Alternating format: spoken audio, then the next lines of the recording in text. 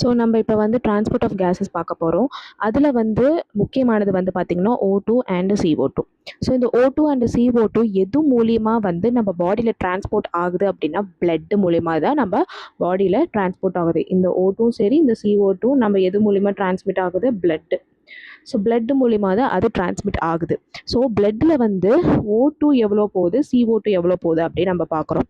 So இதில் பார்த்தீங்கன்னா உங்களுக்கு பிளட்டில் உங்களுக்கு 3% of O2 is carried in a dissolved plasma. ஓகேவா? 3% வந்து உங்களுக்கு பிளாஸ்மா வழியாக போகுது. அப்போ மீதி இருக்கக்கூடிய 97% வந்து எப்படி போகுது? உங்களோட ஆர்பிசி வழியாக தான் CO2 வந்து டிரான்ஸ்மிட் ஆகுது அப்படின்னு சொல்கிறாங்க.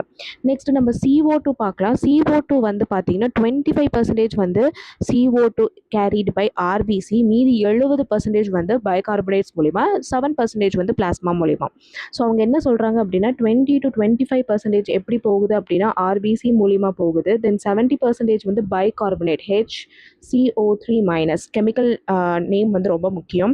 நெக்ஸ்ட் வந்து பார்த்தீங்கன்னா 7% வந்து உங்களுக்கு எப்படி போகுது அப்படின்னா பிளாஸ்மா வழியாக போகுது அப்படின்னு சொல்கிறாங்க. ஓகேவா?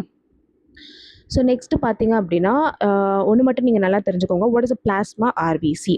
ஸோ நம்ம வந்து நார்மலாக பார்த்தீங்கன்னா this is a blood vessels. இந்த பிளட் வெசல்குள்ளே உங்களுக்கு லிக்விட் மாதிரி இருக்கக்கூடிய சப்ஸ்டன்ஸ். ஓகே, லிக்விட் மாதிரி. ஓகே, நான் லிக்விடாக வச்சுக்கிறேன். லிக்விட் மாதிரி இருக்கக்கூடிய சப்ஸ்டன்ஸ் வந்து நம்ம மோஸ்ட்டாக வந்து என்ன சொல்லுவோம்? பிளாஸ்மா அப்படின்னு சொல்லுவோம். இந்த ரெட் கலர்டு சப்ஸ்டன்ஸ் வந்து ஆர்பிசி அப்படின்னு சொல்லுவோம் மோஸ்ட்டாக. ஸோ பிளட் வெசல்ஸில் உங்களுக்கு ஆர்பிசி இருக்கும் அண்ட் லிக்விட் பிளாஸ்மா, அதாவது ஃப்ளூயிட் கண்டென்ட் இருக்கும் அப்படின்னு சொல்கிறாங்க. ஸோ நெக்ஸ்ட் நம்ம இது மூலிமா தான் உங்களுக்கு 2 type of gases O2 and CO2 transmit ஆகுது. ஸோ நெக்ஸ்ட் வந்து அதில் ஃபர்ஸ்ட் சப்டாபிக் பார்த்தீங்கன்னா டிரான்ஸ்போர்ட் ஆஃப் ஆக்சிஜன். ஸோ இப்போ ஆக்சிஜன் பார்த்தீங்கன்னா haemoglobin is red coloured iron containing pigment which is present in RBC.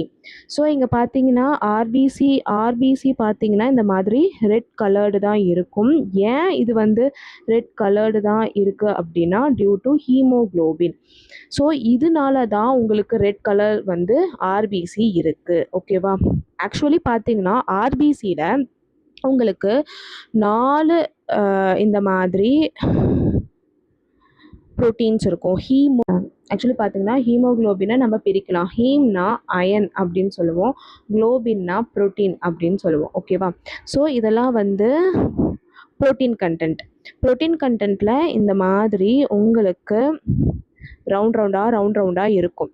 So இதெல்லாம் வந்து என்ன பார்த்தீங்கன்னா அயன் Fe2+ தான் இருக்கும். இது வந்து ப்ரோட்டீன்.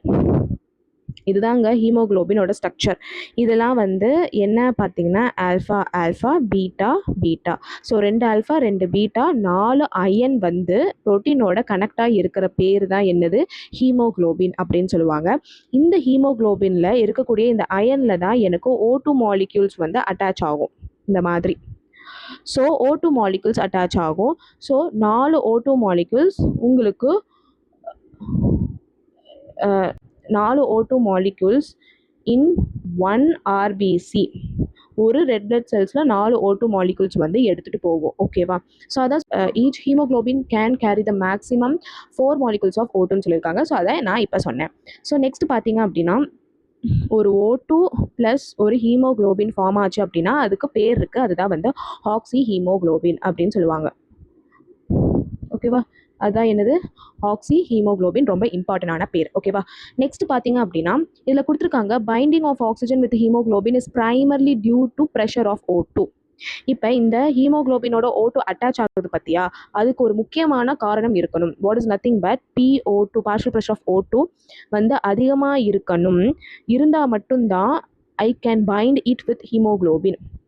ஸோ PO2 அதிகமாக இருந்தால் மட்டும்தான் டியூ டு நார்மல் ஃபிசிக்ஸ்லாம் அந்த பாயில்ஸ்லாம் மூலிமா எனக்கு ஹீமோக்ளோபினில் அட்டாச் ஆகும். ப்ரெஷர் அதிகமாக இருந்தால் தான் ஹீமோக்ளோபினில் எனக்கு அண்ட் கேஸும் அதிகமாக இருக்கும். கான்சன்ட்ரேஷன் இருந்தால் மட்டும் தான் எனக்கு ஹீமோக்ளோபினில் அட்டாச் ஆகும். அது ரொம்ப இம்பார்ட்டன்ட். நெக்ஸ்ட் பார்த்தீங்க அப்படின்னா partial pressure of O2, hydrogen ion and hydrogen ion concentration and temperature இதெல்லாம் வந்து ஒரு அஃபெக்டிங் ஃபேக்டர். யாருக்கு? இதை தடுக்கிறதுக்கு யார் இருப்பாங்க அப்படின்னா இந்த CO2, H+ and temperature. So CO2 H plus temperature இவங்க மூணும் ஒரு factor which interfere oxyhemoglobin formation. ஓகேவா? ஆக்சிஹீமோகுளோபின் ஃபார்மேஷனை தடுக்கிறது யார் அப்படின்னா CO2 H plus and temperature. இவங்க மூணுமே ஒரு முக்கியமான இம்பார்ட்டன்ட் ரோல் இருக்குது for the formation of a haemoglobin and for the dissociation of a haemoglobin from O2. Next பார்த்தீங்கன்னா a sigmoid curve is obtained when the percentage of hemoglobin O2 is plot against the PO2. So இங்கே நீங்கள் பார்த்தீங்க அப்படின்னா so உங்களுக்கு இந்த curve வந்து கொடுத்துருக்காங்க which is nothing but எக்ஸாக்சிஸில் பார்த்தீங்கன்னா பார்ஷியல் ப்ரெஷர் ஆஃப் O2 இருக்குது. இந்த சைடு வந்து O2 ஹீமோக்ளோபினோட அட்டாச் ஆகிற பர்சன்டேஜ் வந்து ஒய் ஆக்சஸில் கொடுத்துருக்காங்க. அப்போ உங்களுக்கு என்ன மாதிரியான ஒரு ஸ்ட்ரக்சர் கிடைக்குது அப்படின்னா உங்களுக்கு சிக்மாய்டு கர்வ் ஸ்ட்ரக்சர் கிடைக்குது அப்படின்னு சொல்கிறாங்க. இதுக்கு இன்னொரு பேரும் இருக்குது which is oxygen dissociation curve. அதாவது நீங்கள் அந்த சிக்மாய்டு கர்வை இன்னொரு பேர் சொல்லியும் கூப்பிடலாம், அதுதான் ஆக்சிஜன் டிசோசியேஷன் கர்வ். ஓகேவா? ஓகே, இப்போ நான் உங்களுக்கு இந்த கர்வ் எப்படி ப்ரிடிக்ட் பண்ணுறது நான் உங்களுக்கு சொல்லித்தரேன். இப்போ உங்களுக்கு இங்கே பார்த்தீங்கன்னா O2வோட வேல்யூ 20% ஆஃப் O2 இருந்துச்சு அப்படின்னா உங்களுக்கு 20% ஆஃப் HbO2 அதாவது ஆக்சிஹீமோக்ளோபின் இருக்கும். ஸோ யூ கேன் ரைட் இந்த மாதிரி ப்ளாட் பண்ணணும். ஓகேவா? அதே மாதிரி உங்களுக்கு இப்போ 40% நான் ட்ரேஸ் பண்ணிட்டு வரேன். ஸோ இப்போ நான் 40% ட்ரேஸ் பண்ணிட்டு வரும்போது உங்களுக்கு எவ்வளோ இருக்குது? 70% ஆஃப் ஆக்சிஹீமோக்ளோபின் இருக்குது. அதே மாதிரி நான் 60% ட்ரேஸ் பண்ணிட்டு வரேன், அப்போ உங்களுக்கு எவ்வளோ இருக்குது? 90% ஆஃப் ஆக்சிஹீமோக்ளோபின் இருக்குது. நெக்ஸ்ட் நான் 80% நான் ட்ரேஸ் பண்ணிட்டு வரேன். ஸோ ட்ரேஸ் பண்ணும்போது எனக்கு எவ்வளோ இருக்குது அப்படின்னா உங்களுக்கு ஒரு 95% ஆஃப் ஆக்சிஹீமோக்ளோபின் இருக்குது. இப்போ நான் 100 அமௌண்ட் ஆஃப் என்கிட்ட O2 இருக்குது, அப்போ எனக்கு 100 அமௌண்ட் ஆஃப் எனக்கு ஆக்சிஹீமோக்ளோபின் இருக்குது அப்படின்னு அர்த்தம். அதாவது நம்ம பாடியில் ஆர்ட்ரீஸில் பார்த்தீங்கன்னா நமக்கு ஹீமோக்ளோபின் ஃபுல்லாக சேச்சுரேட் ஆகி 100% ஆஃப் O2 நம்ம ஹீமோக்ளோபின் அது நம்ம ஆர்ட்ரியில் இருக்கும் அப்படின்னு தான் அர்த்தம். ஸோ நெக்ஸ்ட் பார்த்தீங்க அப்படின்னா நெக்ஸ்ட் பார்த்தீங்கன்னா இது and highly useful in studying the effect of factors like இந்த கிராஃப் வந்து பார்த்தீங்க அப்படின்னா ரொம்ப இம்பார்ட்டன்ட். எதுக்கு அப்படின்னா இந்த PCO2 அப்புறம் இந்த H ப்ளஸ் கான்சன்ட்ரேஷன் இதெல்லாம். ஏன்னா இந்த PCO2 H ப்ளஸ் கான்சன்ட்ரேஷன் இந்த டெம்பரேச்சர்லாம் இதெல்லாம் ஒரு ஃபேக்டர். யாருக்கு தொந்தரவாக இருக்கும் அப்படின்னா O2 பைண்டிங் வித் ஹீமோக்ளோபினுக்கு தொந்தரவாக இருக்கும். ஸோ அதை பற்றி நம்ம கண்டிப்பாக படிச்சு தான் ஆகணும். ஸோ ஃபர்ஸ்ட் பார்த்தீங்க அப்படின்னா இப்போ எனக்கு O2 எப்படி ஹீமோக்ளோபினோட பைண்ட் ஆகுது, எங்கே பைண்ட் ஆகும்? ஃபஸ்ட்டு வந்து நமக்கு என்விரான்மெண்ட்டில் இருந்து இருக்கக்கூடிய O2 வந்து எங்கே போகும்? நம்ம லங்ஸில் இருக்கக்கூடிய ஆல்வியோலைக்கு போகுமா? லங்ஸில் இருக்கக்கூடிய ஆல்வியோலைக்கு போகும். ஸோ அப்படி லங்ஸில் இருக்கக்கூடிய ஆல்வியோவை இதுதான் வச்சுக்கோங்க, இது வந்து என்விரான்மெண்ட், இது வந்து ஆல்வியோலை. ஓகேவா? இங்கே வந்து உங்களோட பிளட் வெசல்ஸ் இருக்கு.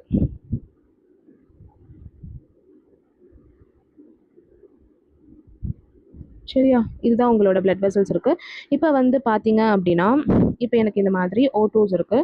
O2 வந்து எனக்கு இங்கே வந்து O2 அதிகமாக இருக்குது which is 559 நம்ம முன்னாடி படிச்சிருக்கோம். பட் ஆல்வியோலையில் பார்த்தீங்க அப்படின்னா உங்களுக்கு கம்மியாக இருக்கும் 104. ஸோ என்னவாகும்? Higher concentration to lower concentration. So இப்படி வருமா? ஸோ இப்போ வந்து எனக்கு இங்கே O2 வந்துருச்சு. இப்போ எனக்கு நார்மலாக பிளட் வெசல்ஸில் எவ்வளோ இருக்கும்? 95 தான் இருக்கும். mmHg எதோடது? நம்மளோட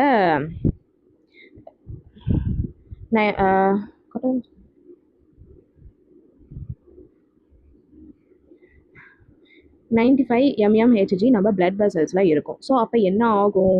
இங்கே பார்த்தீங்கன்னா ஆல்வியோலில் 104 இருக்குது, பிளட் வெசல்ஸில் 95 இருக்குது. ஸோ அப்போ என்ன ஆகும்? Higher concentration to lower concentration. So எனக்கு அப்போ O2 வந்து ஆல்வியோலையிலேருந்து எனக்கு பிளட் வெசல்ஸில் ஷிஃப்ட் ஆகும். அப்போ ஷிஃப்ட் ஆகும்போது எனக்கு சில பர்டிகுலர் கண்டிஷன்ஸ் இருக்குது, அது கண்டிப்பாக இருந்தே ஆகணும் ஆல்வியோலையில். ஸோ ஆல்வியோலையில் பார்த்தீங்க அப்படின்னா எனக்கு மோர் அமௌண்ட் ஆஃப் O2 இருக்கணும் which is partial pressure of O2 and less amount of partial pressure of CO2 இருக்கணும். அதுக்கப்புறமேட்டுக்கு லெஸ் அமௌண்ட் ஆஃப் எனக்கு H ப்ளஸ் கான்சன்ட்ரேஷன் இருக்கணும். ஓகேவா? H ப்ளஸ் கான்சன்ட்ரேஷன் இருக்கணும் and less amount of temperature இருக்கணும்.